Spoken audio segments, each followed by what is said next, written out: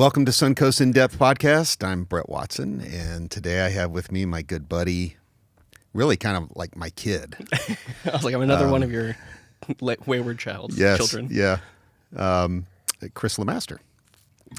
Hey. So we've had a lot of fun talking a lot of hours about a lot of what people would consider esoteric or even controversially esoteric stuff. And so we've been doing this series on rebuilding a sustainable faith, Reconstruction. And I thought, I got to have Chris on here. So here you are. Hey. And your story is unique. Obviously, everybody's story is unique, but there are going to be elements about your story that most people that reconstruct something don't go through, don't experience, don't even invite. Yeah. So why don't you start off by just giving your kind of religious upbringing and how you became a Satanist today? Good. Most people... That's a joke, by the way. I was going to play it off. I say things like that to catch people off guard, and I should have known better. You're just like, oh, good, okay. Yeah, at least they know now. Yeah. If you have a problem with that, you probably won't like the rest of the podcast. So a lot of people on the podcast that I watch, they're like, oh yeah, I grew up in the faith. And so it's a long story that we're trying to condense into a short period of time. Yes. Mm-hmm. So I will be giving the goods and the bads with a lot of the middle ground left out. Yeah. So my parents got divorced when I was 4, and my mom, who we primarily lived with, went to an independent fundamental Baptist church. Like suit and tie Sunday morning, Sunday night. You went to church Wednesday. We were on bus routes picking up kids from different parts of the city, learning your scriptures, KJV. And my dad went to a very much more charismatic type of church. I still don't know what type of church it was. But some some ideas that they had and that I had struggled with growing up was you could lose your salvation. And so you're continually re-getting saved. And so from a young age, I had these two different types of Christianity that battled against each other. And I didn't know what to do. And that caused a lot of anxiety and panic and which one is right. And I'm very much, I struggle with the balance of pushing towards certainty and being right. And then especially at a young age, I'm like, how do I know? Like, what am I doing? I could die and go to hell because I believe this one. And luckily that didn't last too long. I met you when I was 11, 12, something around that age. And pretty quickly you helped answer some of my basic questions of like, is music with a downbeat on the 2 and 4 count from Satan? No, it's fine. Like, okay, so I can listen to other music. I remember that. You actually did ask me that. Yeah. Just weird things like that. So for most of my life, it's been a very always in transition, always in a deconstruction, but always couched within Christianity. As I got into high school and we started talking about things, and I moved out at 17, and I lived with you and Arlene and everyone else. And we would go to pick Ryan up from school, and we would just talk while we're sitting in the car line. But pinnacle points of my life, one of the conversations I remember, you and I were at Home Depot or Lowe's. It was a construction store. And we were talking about, you're going to have to help me out here. Good luck with that. Which philosopher has the idea that we are the lessons for the angels? Origin, thank you. We were talking about Origin. And then in that same conversation, we talked about hell not being Oh, well, I guess real. you could actually say Paul, based on, whoever wrote Ephesians. Okay. Yeah. When we were talking, it was Origin. And that's why I remembered it was Origin. Yeah, he expanded on all that. But go ahead. And we talked about hell not being real.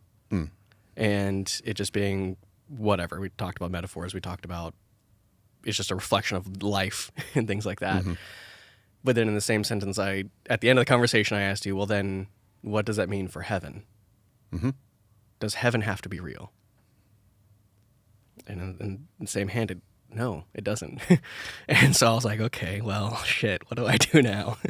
And so that was a big kind of, not turning point, but it really made me question some things. And then as we dealt with more and more Christians that differed in believing, trying to say it nicely, and persecuted other people for not believing that. We'll stick with those people.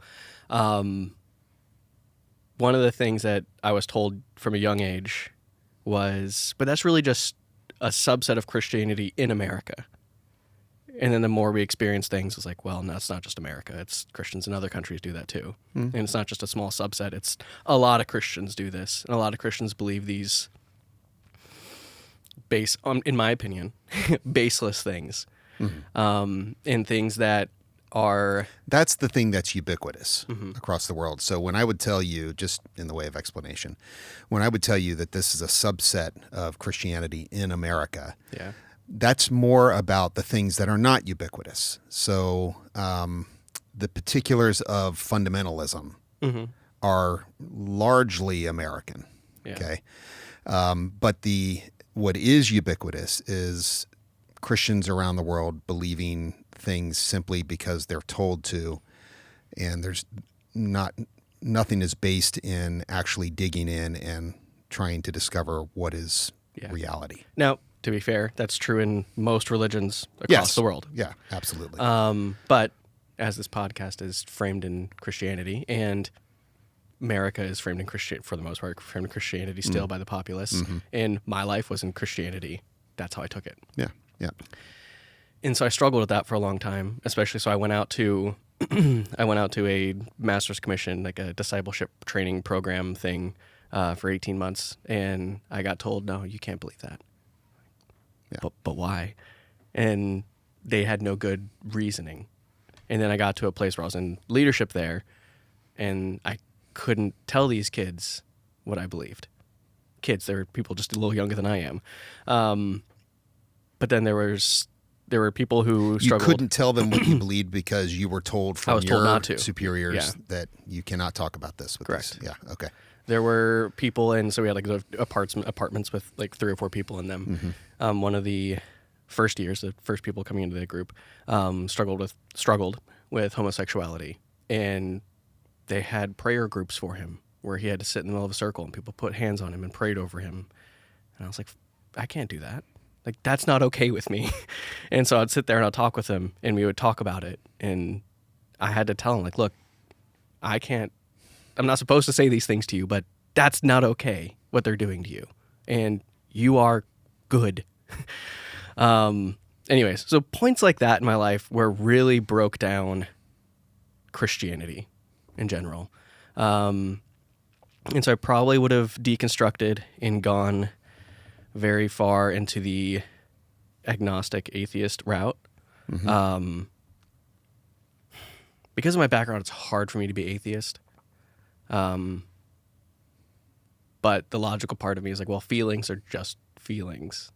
It doesn't matter if if the chemical parts of my brain are like, well, you felt this at that one point when you were at a worship thing, and it doesn't make it real.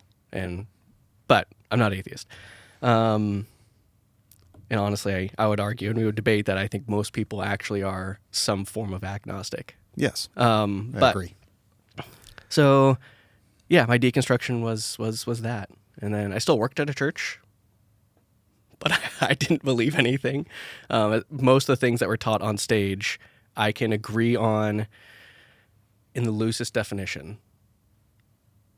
But in my opinion, they're skewed in a way where they're like, well, it fits in the definition that I know you agree with, but everyone else takes it this way. And so if you and I are talking, I can say I'm a Christian. I wouldn't say it to anyone else, but only because when you say Jesus, I have a whole different definition than the rest of the world. Yes. And so to be a functioning person in society, I have to follow by the rules of definition. And so if the rules of the mass populace say Jesus is this, or this person, or God is this anthropomorphized thing where everyone calls him a he or a she or it, and it has feelings towards me and it has intention to do things, I can't agree with that then. So then, no, I don't believe in God in that sense. Right. That's the only way I can function in society. I can't go to every person and be like, yeah, I believe in God. Asterisk, like, like all these caveats. Yeah. It's not a functional way to live in life. Yeah. So for the most part, I'll just be like, yeah, I'm agnostic. Yeah. Yeah. You and I have talked a lot about that. And definitions are important. And the reality is, and this is what I think you're getting at, the view of Jesus Christ, as most people label him, of God the Father, whatever, the common view held by what Larry calls grassroots theology, where my grandmother believed this, she passed it on to my mom, and my mom passed it on to me, Yeah. I couldn't call myself a Christian either by those definitions. But then you also have the problem of, since these are the labels, and yes, we're dealing with all these, what's the best way to couch this? We're dealing with all these definitions that are not based in any kind of academic pursuit of, for defining them. And it's much more culturally driven and so on.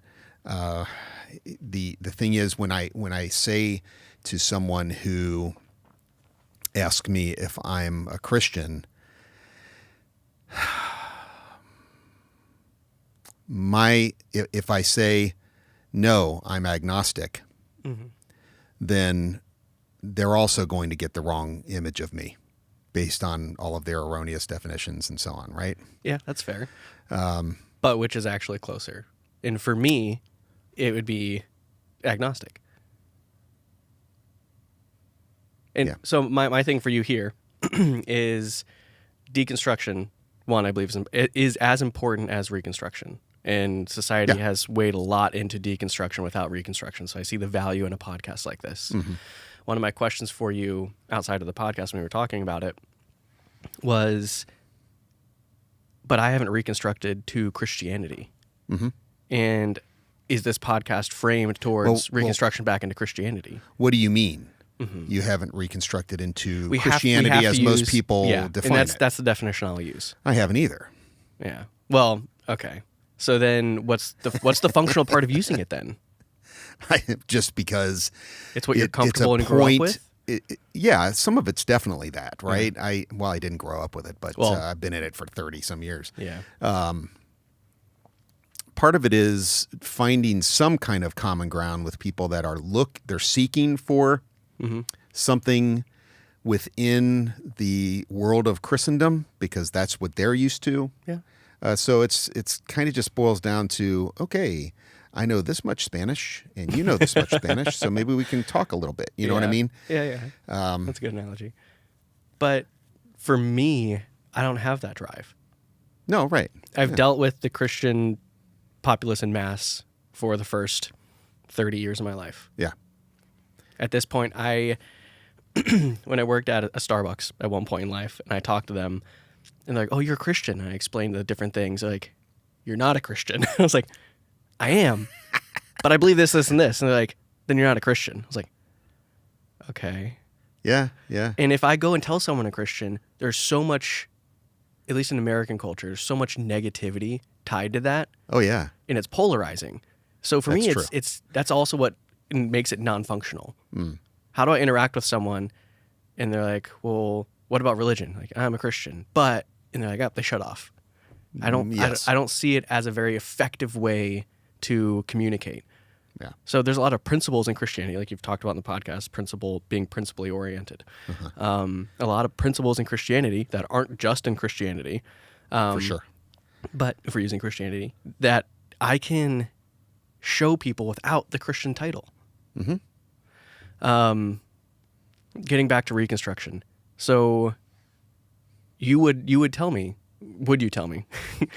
Christopher, don't reconstruct to Christianity then, but reconstruct? Yes. Okay. And the reason for that is so your point there is, would I insist on you reconstructing some form of Christianity. Sure. Is Yeah. that what you mean? Yeah. I mean, it's just by the label. Right. So Because we have to get a definition. For a Christian, if I don't go to church, if I don't pray as 90% of the people call praying, right. to Jesus or the He God, the capital G, big God, am I a Christian? No, not by their definitions, you're not. Okay. Yeah. So if I'm going to reconstruct, how do I reconstruct in a way that is healthy, but not in Christianity? We have to have that bracket. Yeah. So reconstructing, so this requires some more definitions, right? Reconstructing a faith, a sustainable faith, what does that mean, right? Yeah. And I'm glad this came up because this is a good thing to think about. A sustainable faith, well, let's just start with faith. We don't mean by faith, I don't personally mean by faith, that we're just believing in something in the absence of evidence. I do think that there is a spirituality to human beings that is kind of a ubiquitous thing, even for those who call themselves atheist. This is just personal observation. Obviously, you can't do, you can't apply the scientific method to this, but you can take surveys and you do interact with other human beings. And I would say that even most atheists, really every atheist that I've ever talked with, they still have a spirituality, right?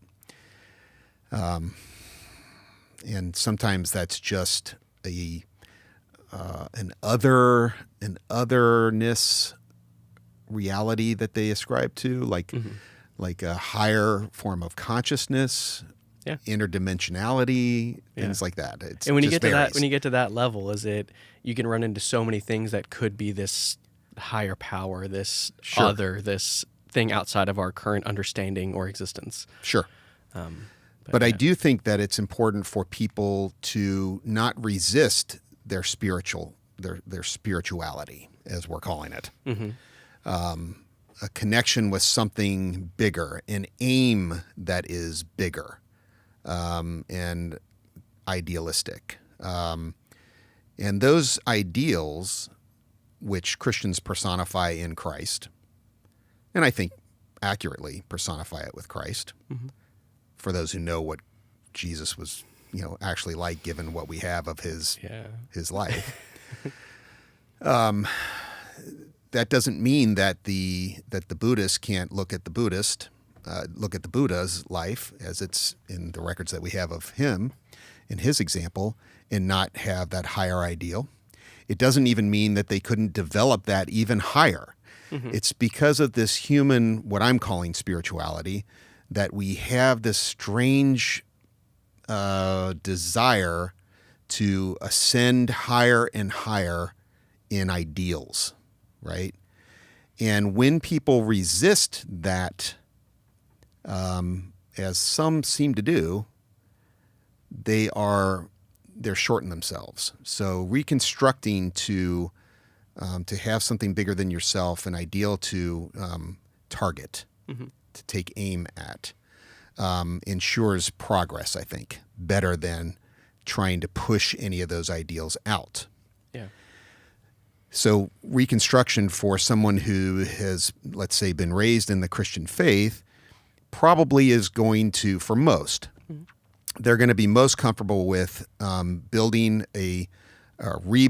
a faith that is within some of that Christian framework. So Jesus is still the ideal that they're aiming at. But that's not, in my view, that's not necessary.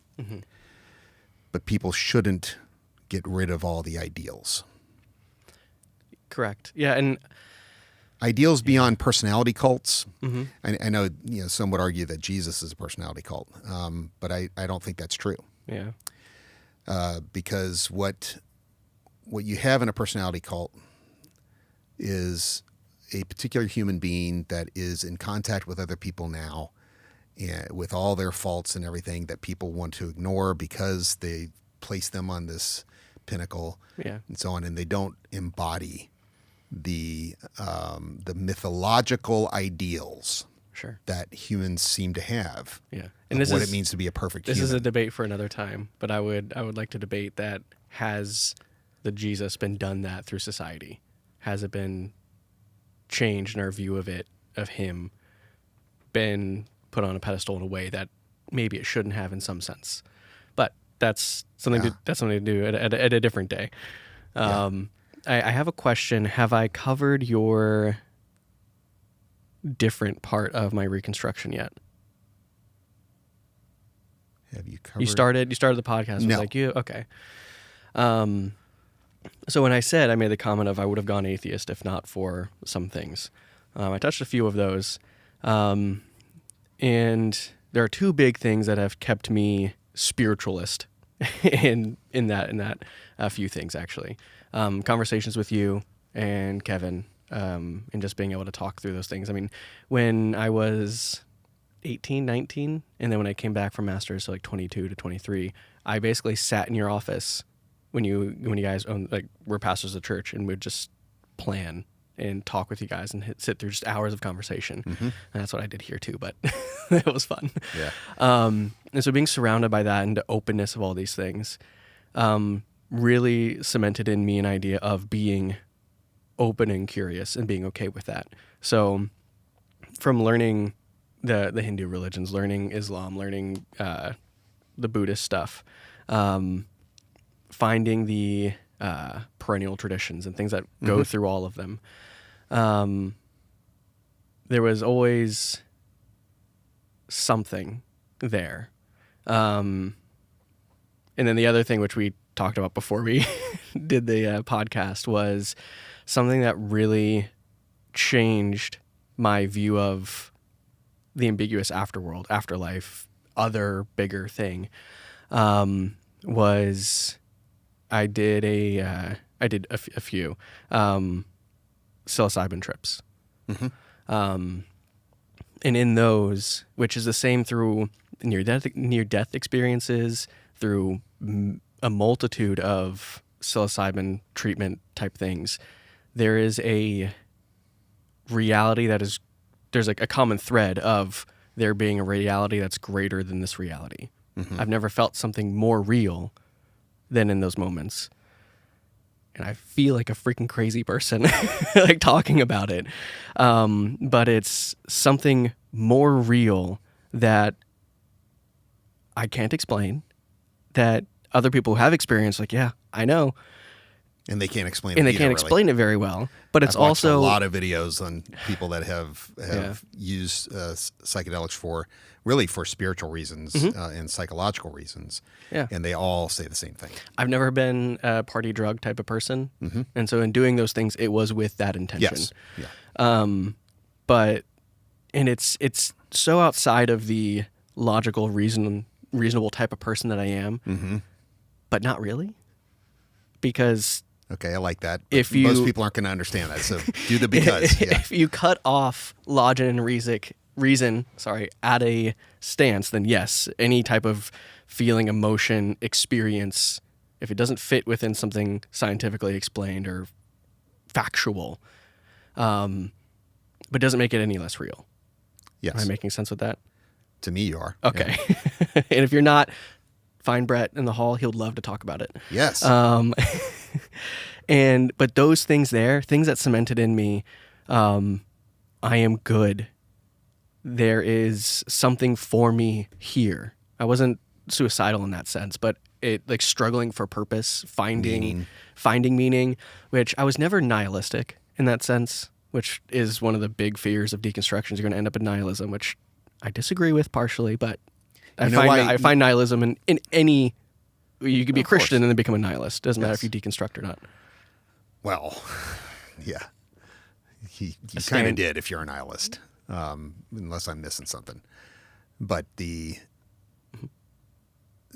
think the problem for rational people with nihilism is how irrational it is in terms of practical living. Say it again. I think the problem that nihilism has with rational people. Mm-hmm.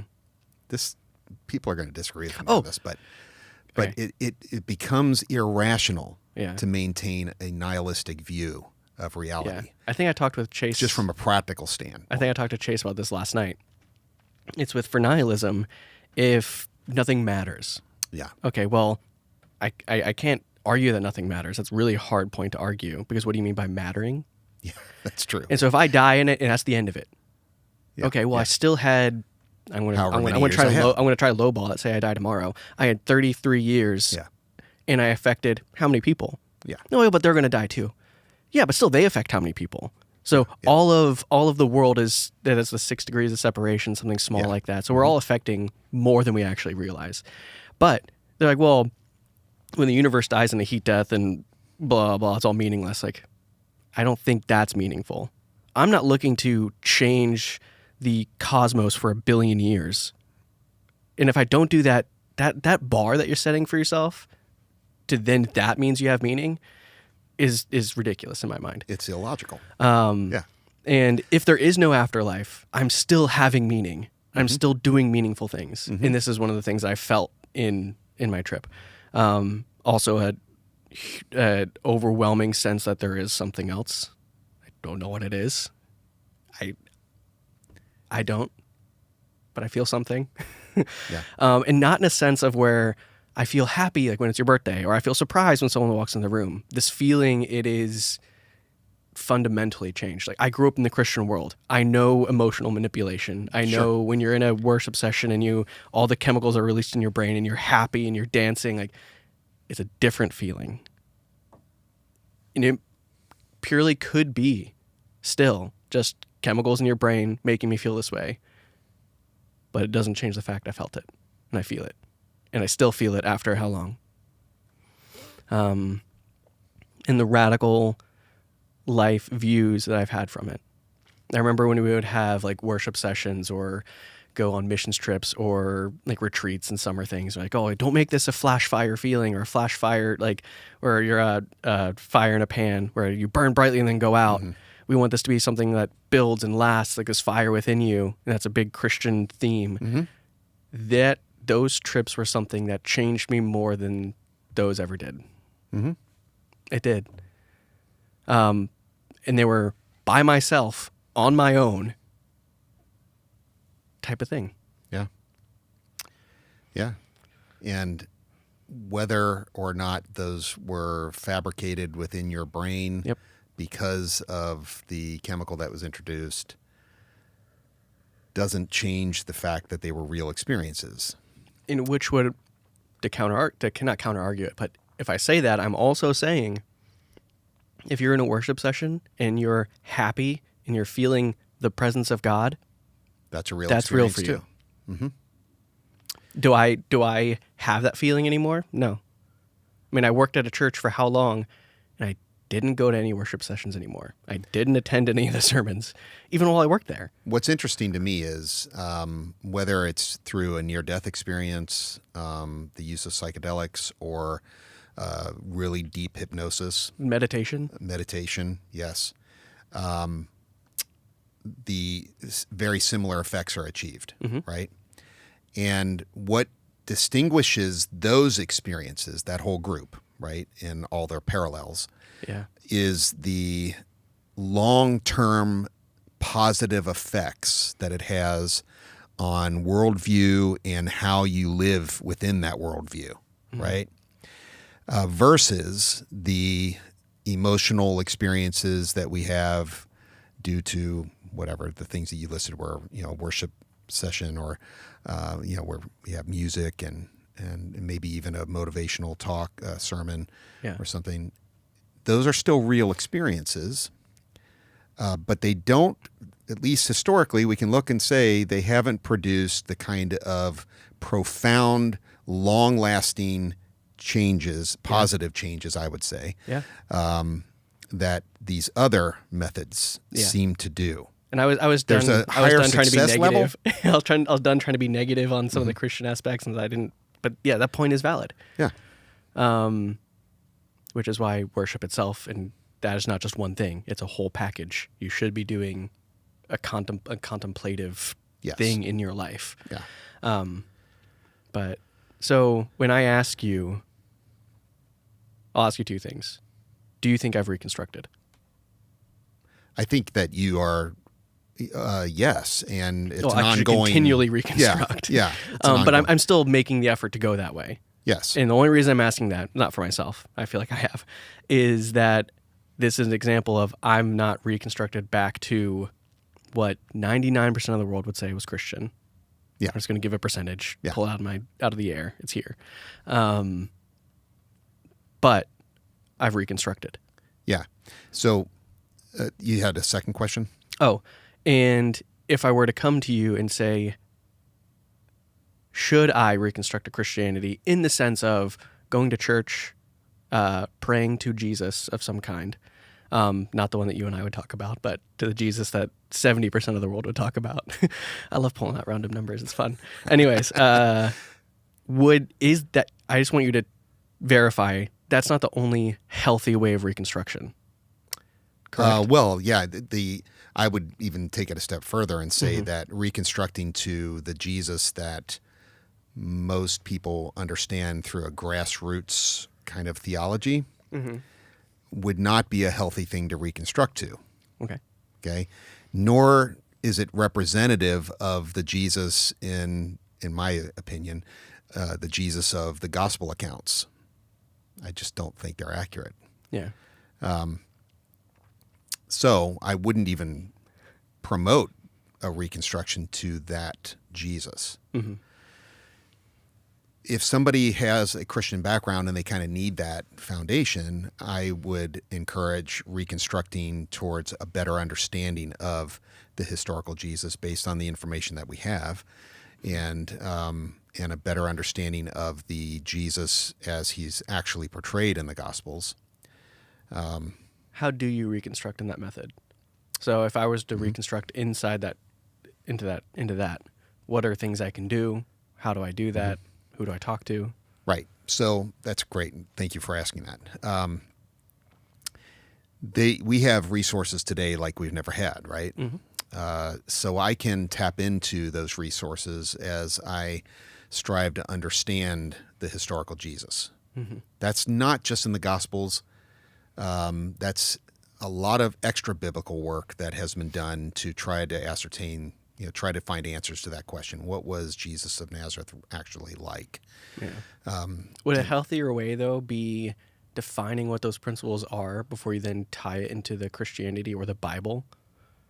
Because if you first know the principles and then you look at the Bible and be like, oh, wait, here's all the principles I like, in my mind, you're less likely to tie up all the other non-great things in the Bible that you can misconstrue along with your reconstruction. Yeah.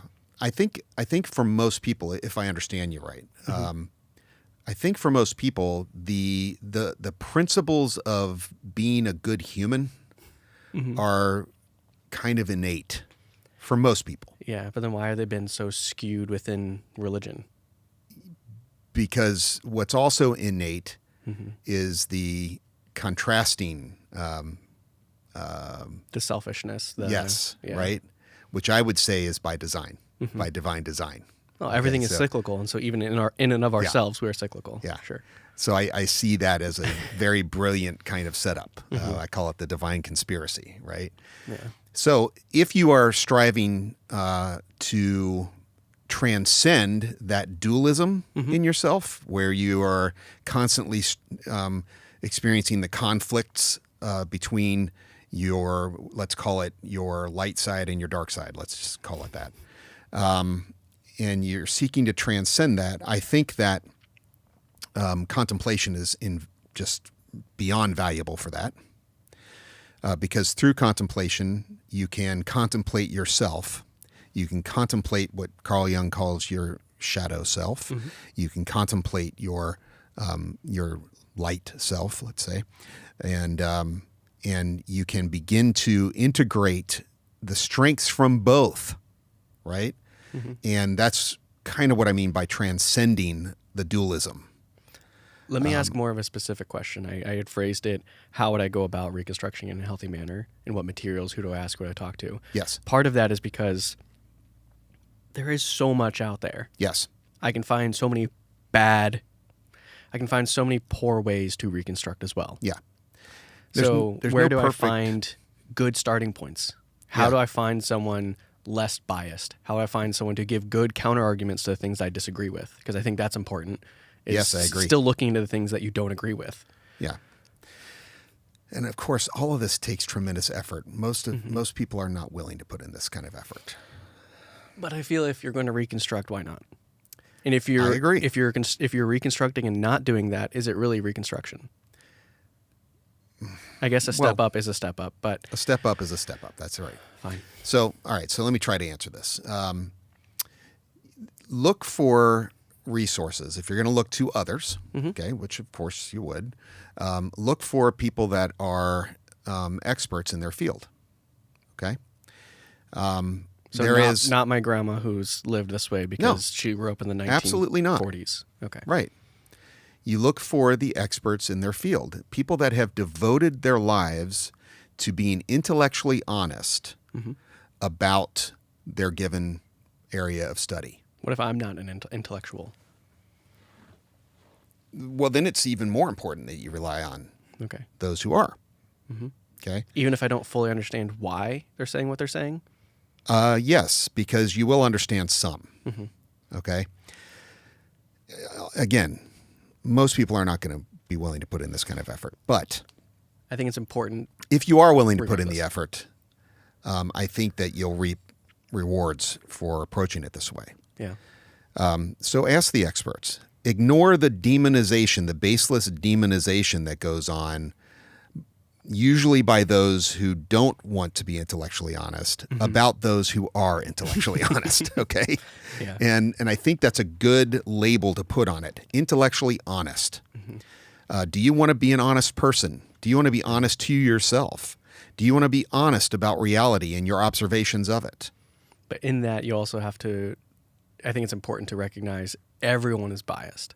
Everyone is biased, but that's a part of being intellectually honest is admitting that you do have biases. Well, and contemplation can uncover those biases.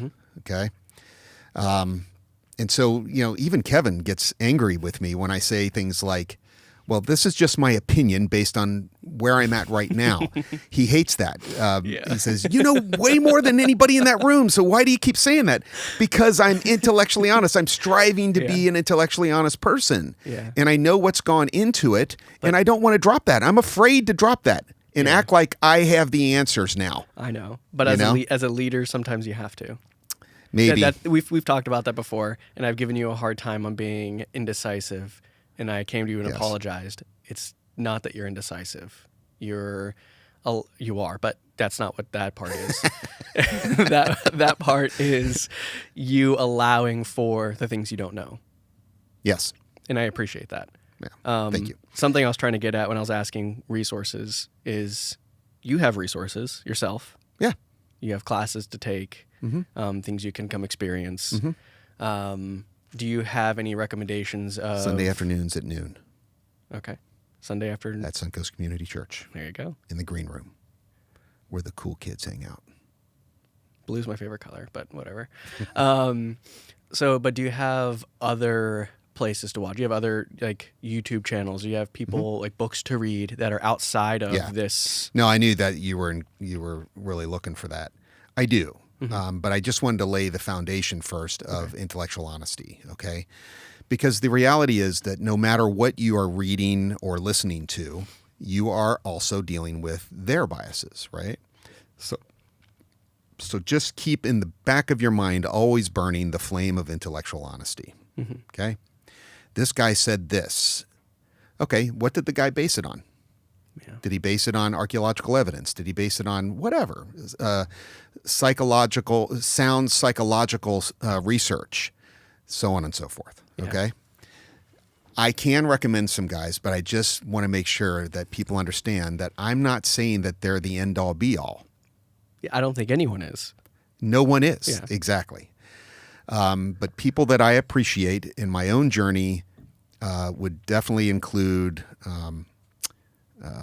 Richard Rohr, Brian McLaren, to some degree earlier on, Jordan Peterson. I don't really know what's going on with him in recent years. Yeah. So I hesitate to recommend that. Mm-hmm. But I do think that his biblical series is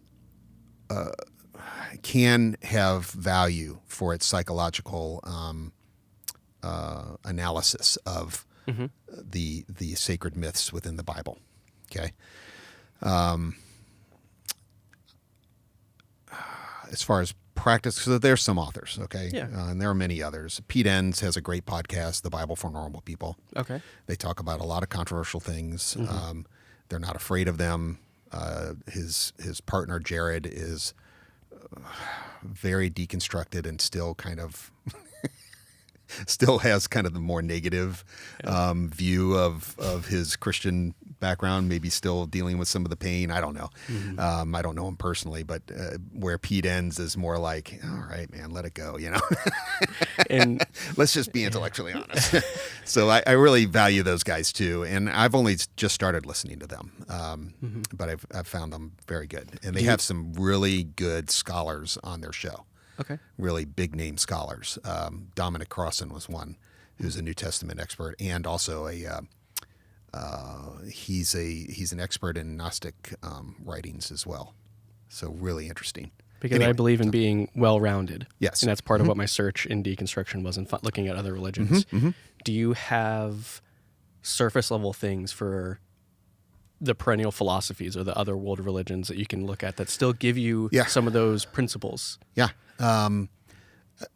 There's a channel on YouTube called Religion for Breakfast. He is a PhD, young guy. He does really good videos ranging from Buddhist to Hindu to even smaller religions, Jewish, Christian, and it's always an academic look. Sometimes I just watched one this morning where he addresses some pop culture ideas. Like, have you ever seen the memes about biblically accurate angels? Yeah.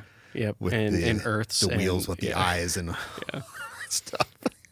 So he did a video on that. So that was just kind of fun, but also informative. It was really interesting. He's a language expert too. He understands the original languages of those texts, especially within the Christian tradition. But also very informative stuff on Buddhism, the Buddha, Buddhist meditation, and just a whole range of other religious topics, and highly academic. So really good, entertaining. I would recommend him too. Okay. I've been pulling you around here a little bit, but a few things I feel are worth mentioning that I didn't bring up. And it's partially because I watched a lot of the other podcasts, and a lot of those things bring up those points. So those are valid things I think should be said, but I didn't bring them up because it's not something new I can add. Relationships are important in your deconstruction. Part of that is learning I'm not the perfect thing. I don't know everything. I'm going to be wrong. And that's not worth ruining my relationships for. Right.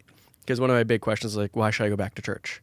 And it's like, well, for the relationships. For me, the type of person I am, my relationships exist outside of the church. Yes. Yeah, those people still go to church. I just see them outside of church. I don't need that building to have that relationship.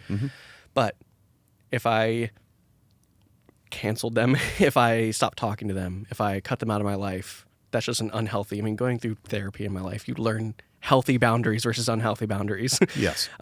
Cutting someone out because they believe that Jesus literally died for 3 days, rose from the dead for my sins, isn't enough of a reason to cut them out of my life. Whatever. Many other people brought that up point. I don't need to. I did for a long time, and still do, struggle with not an anger, it's too hard of a word, a harshness for sure towards Christianity. That be from hurt, that be from how I see it hurts other people. The reasoning being good or bad, it's still there. But letting that heal is part of Reconstruction, and is a good point. There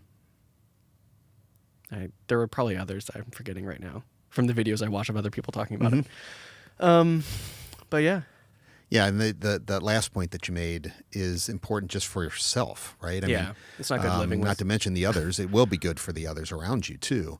But just dealing with that bitterness is just not healthy. That's why you drink good coffee. It's not bitter. Yeah. Yeah. So to wrap it up, I know you usually give the last question, but is God an alien? Depends on how you're defining alien. Okay. Okay. So no, actually, this is a really good question. I did it as the last question, so we can cut it off. Is God a created extraterrestrial life form? I don't believe he is. Mm-hmm. He, she, it, whatever. Yeah, if it's an alien, why are you giving it? Yeah, I'm just kidding. Is God alien in the sense that God is other, that transcends all created things, while at the same time, to quote Paul, is all and is in all? Yes, that's alien, but not an extraterrestrial. Not some flying in Zeta Reticulan gray alien or something like that. No. You're supposed to have more fun with it, Brett. You're supposed to say yes. No. And then we cut it off. No, I'm not going to do that. But. So, and again, that's just my opinion. So, anything else you want to throw at people? I don't think so. Do you have questions for me? Yes. Go ahead.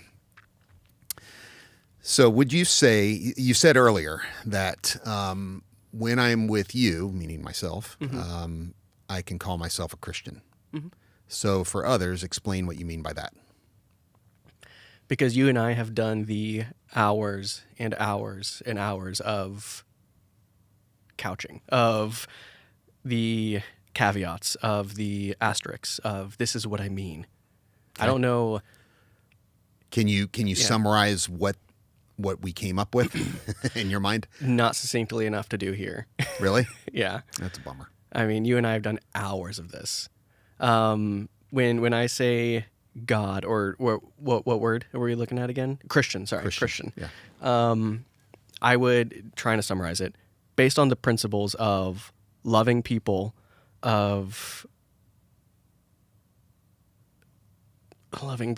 Sure, I'm a Christian. How about love of reality? Sure. Yeah. Because what's interesting to me in the higher, I say higher, maybe that's not fair, but I would couch it as higher views of Christian minds through the centuries, the mystical theologians, right? The love of reality is the love of God.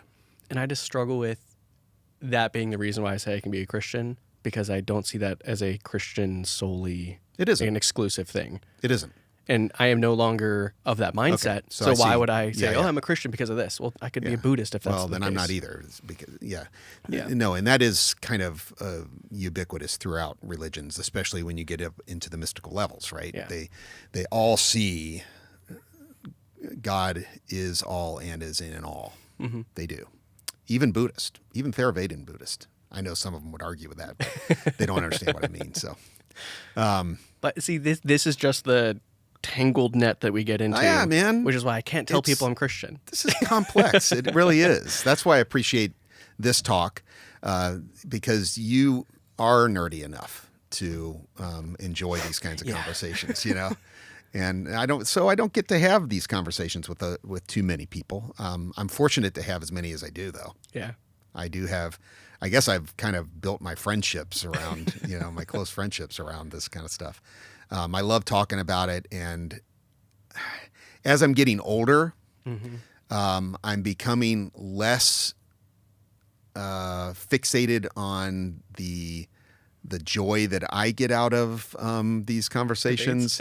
And trying to become more about loving the people that don't think it's friggin' interesting. Well, that's better than becoming cynical as you get older. Yes, exactly. That would be illogical. Mm-hmm. What good does that do anybody, including myself, right? But trying to distill some of the things that I think are valuable about spending nerdy time talking about these things, right? And the mystical concepts of God in all, or as Christians would put it, Christ is all and is in all. Actually, both of those things are in the New Testament. Is, I think, valuable, especially for those who are of the Christian tradition, to begin to see the world differently. You know, you might think to yourself, what the hell does that mean? Christ is all and is in all. But it's worth thinking about. Yeah. Because it will shape how you see the guy that disagrees with you politically. Mm-hmm. Because if you believe that God is all and is in all, then God's in that dude too. No accents, Brett. You're showing your bias there. No, I and it's rough. And that, honestly, I'm going to be honest, I struggle with that. Oh, yeah, I'm at the point where the healthy boundary for me is not cutting them off in general, but is cutting those types of conversations off with those types of people. Yeah. Because I'm struggling with, how do I still see the Christ in them when that's happening? Yeah. And that's my own weakness, my own thing coming out there. Right. And I appreciate that.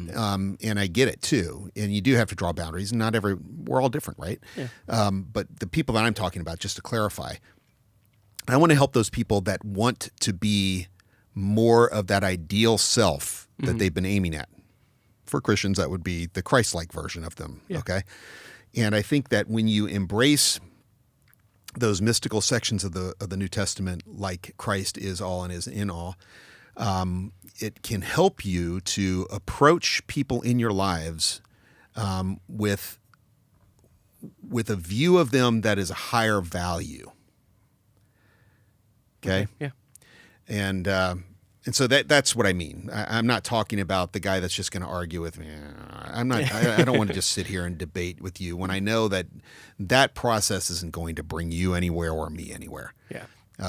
But for those who want to ascend, awaken to better and better versions of themselves, I think that these conversations can be helpful.